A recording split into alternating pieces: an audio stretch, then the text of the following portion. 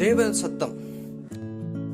தேவனுடைய சித்தத்தை செய்ய விரும்புகிறவர்களுக்கு தேவனுடைய சத்தம் தெளிவாய் கேட்கும். தேவனுடைய சத்தம் கேட்டவர்கள் தேவ சித்தத்திற்கு தங்களை ஒப்புக் கொடுப்பார்கள். நமது சுய சித்தம் எதுவாக இருந்தாலும் அதை விட்டுவிட்டு தேவனுடைய சத்தத்தை கேட்டு அவர் சித்தம் செய்ய நம்மை அர்ப்பணிப்போம். நம் வாழ்க்கையில் தேவனுடைய சித்தம் நிச்சயமாய் நிறைவேறும் என்பதில் எந்த சந்தேகமும் இல்லை.